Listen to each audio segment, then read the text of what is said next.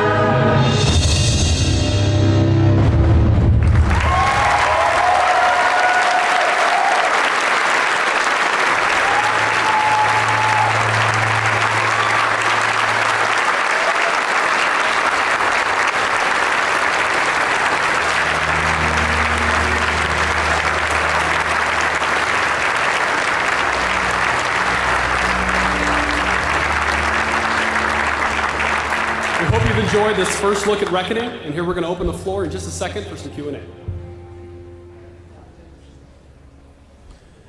Okay, ladies and gentlemen, we have about 10 minutes for our Q&A session. We have a very short window of question time before we are thrown out of the room.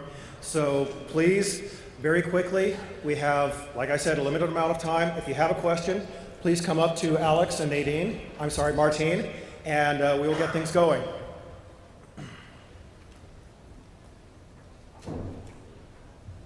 Hey, I'm Brad, and I have a very quick and specific question.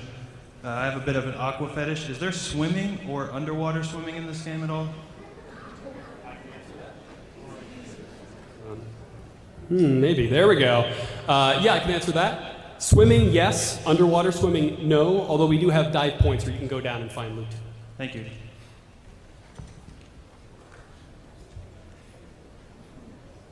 Hi, Sam Armstrong. I was wondering how you guys are handling your targeting system.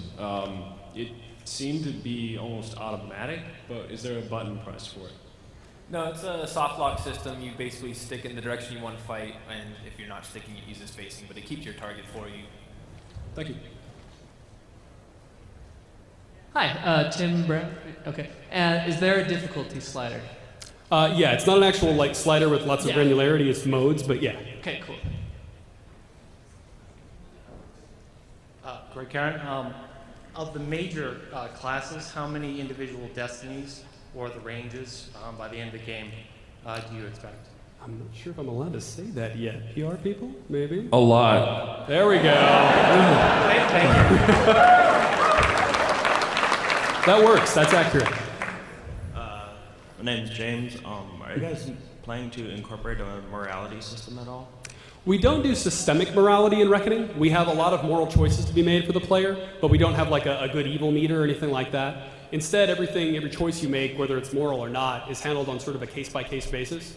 So if you do something that pisses somebody off, you might have to pay for that later. But it's not that someone else is going to know that you are 5 points evil because you did that or anything like that. Thanks. Yeah.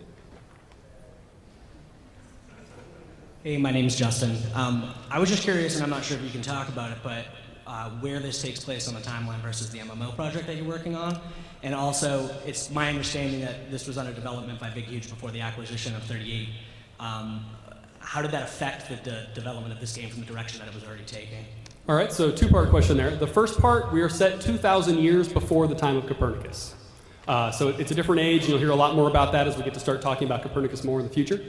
As far as the other question goes, yeah, Big Q's was working on an RPG. So, and this was 2 years ago. We established the base tech, the tools, a lot of the things we're using to build Reckoning now over that time. So we got a really pretty handy head start. As far as the fiction of the world, the art style, everything you're actually seeing, all of that started fresh when we were acquired by 38 Studios. We crafted a brand new story in that 10,000-year history. Everything you see from the creatures around you to the story elements and the quests, it's all brand new since the acquisition. Awesome. Thank you, guys. Hello, my name is Stroll. First, I have two things. First thing, multiplayer. Any direction with that?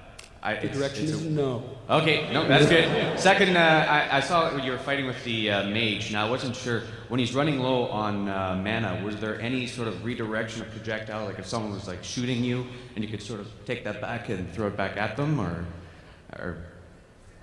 There is absorption, yes. Sort of an absorption. Okay, that's it. Thank you. Cool. In all seriousness, regarding the multiplayer thing, the big reason, or at least one of the big reasons why we're not doing with Reckoning, there's an MMO in the other studios. So they got the multiplayer pretty well covered. Hi, my name is Casey. I wanted to know if there are customizable controls, or if not, what the default button is for rolling or dodging. So we're still experimenting with that. It's possible we'll do different controller maps. At least on the console, we're not planning for like a remap every button level of thing. If we do anything like that, it'll be just like changing presets. Currently, roll or teleport is on the B button on the Xbox controller. Thank you. Hey, I'm Josh. You said there were 5 major zones in the world that we're going to be seeing.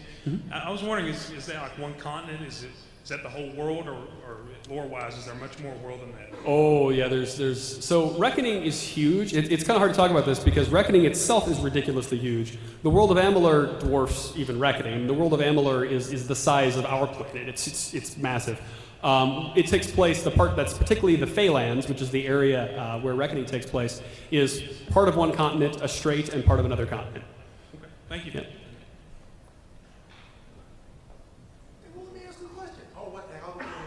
I just want to quickly ask, to what extent will the reception of this game have any effect on how you design or think about the subsequent MMO? How are the two going to feed together? Well, we expect this game to kick ass first.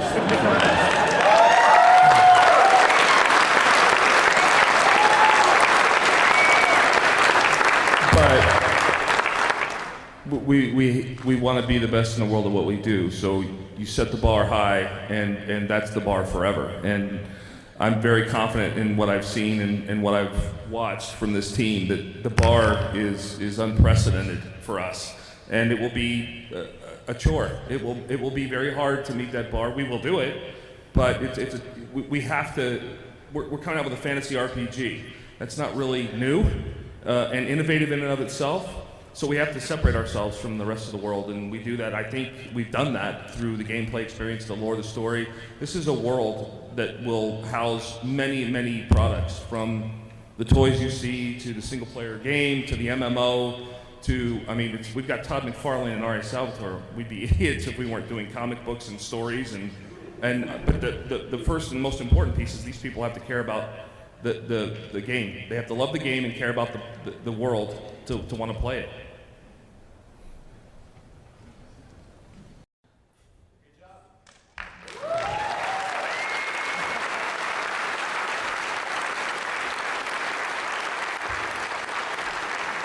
Once again, everybody, thank you.